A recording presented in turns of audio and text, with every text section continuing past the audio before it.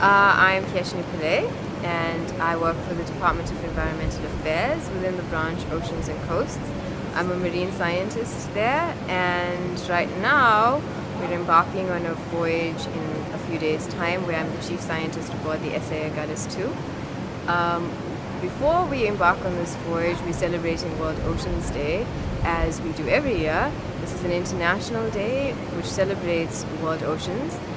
Everybody around the world is celebrating this day today. And this year, the theme is marine microplastics, or plastics in general, and trying to get people aware about plastic pollution, how they use plastics, how it's in their everyday life, and how we can change our behaviors to stop marine plastics pollution. Every single one of us is using marine plastics, whether it's in bags, whether it's in products that we use in our house, and all of that. And all of those plastics, whether big or small, ends up in the ocean. And we're doing work within the department to try and see how much of those plastics are ending up in the ocean and where is it ending up. And not only are we trying to do this in our own region, but we're helping the regions around us, and we're partnering with other African countries, and which is what we're doing on this voyage that's happening now, is partnering with Madagascar, with Mozambique, with Tanzania, all of these countries, and we're trying to understand these very important questions in the environment. And it's important for people to know, and that's why we have these kind of events where today we've brought in 1,000 school children to teach them. So if you teach a child, you teach a nation. And it's very important that they know these things, that they know a basic understanding of the ocean, why it's important, how does it function. The ocean gives us half of the oxygen that we breathe, and everybody knows you need to protect your trees because that provides us with oxygen, but it only gives us half the oxygen, so you have to protect the oceans because they give you the other half, and without it you would not have life on Earth. And currently what's happening is all the plastics that we're using in the environment is big, and some of them are small, but all of them break down into tiny little pieces of plastic, and that floats around the ocean and we can't see it. And when you can't see something, you don't know it's there. And we're trying to get people aware that it's there, even though you cannot see it. So we need to change our behaviors, little things that each one of us can do. And us in research, we're trying to do the actual research to see what is the impact. How can we change things in the environment to make it less of an impact in the environment? All right, the awareness part of this is all very well. But you also have commerce and industry. You have your research, you have your awareness, which is a public awareness campaign. What about industry and commerce? Are they involved in any way? Where are we with them? Yes. So there's a number of partnerships. The government doesn't do this alone. There's a lot of partnerships. Industry, especially with this year's theme of marine microplastics, partnerships have evolved through all kinds of different companies. Companies are taking responsibility for the amount of plastics in the ocean, and to have healthier practices and more of a responsibility towards the public and the country.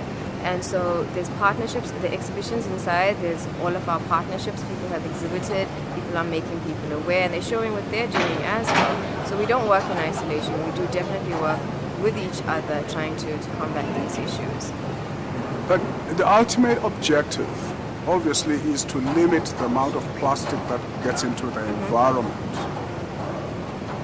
As government, are we looking at a point where we actually ban outright the use of plastic, or promoting a more biodegradable plastic? I mean, this word, biodegradable, has been thrown around for so long. Even the plastics that we carry with our goods from the supermarkets say they are biodegradable, except they still end up in the environment. Are we looking at banning plastics at all at some point, as Kenya has done, for example? Right now we're looking at trying to get people to use sustainable ways of living. So recycle, reuse. So anything that does say biodegradable, it should be recycled. Anything that is recyclable should be recycled. We're trying to get people, we cannot stop the use of all plastics, so you're trying to do healthy ways in the use of your plastics. Companies also coming to the party, like you said, with having things that are recyclable. Because there are obviously plastics that are not recyclable. So things are changing, and we're getting plastics that are more recyclable, and people are getting, companies are getting methods where you can drop things off there, and they're making it much easier for people to manage their plastics. So we're trying to reduce the footprint of plastics and then increase the responsibility on people's part to recycle, and on government to, this is why we do these initiatives, and on our stakeholders and our partners are increasing their sense of responsibility in this regard. Thank you so much. I appreciate it. Not a problem. Okay, I am Mr. R. Hari Prasad from Ambilo Secondary School based in Wentworth. We are very pleased to be invited by the Department of Environmental Affairs to visit the SA Agulhas 2. It's been a very good experience for the learners who have been exposed to many careers which they never knew of. So I'm very glad that these learners will now go and at least try and look up careers in maritime studies and all the various studies that is associated with shipping and seafaring and things like that. So on behalf of the principal of Ambilo Secondary School in Wentworth, we say a big thank you to the Department of Environmental Affairs, especially Nonteba, for inviting us. We are very pleased. Thank you so much. Thank you, sir.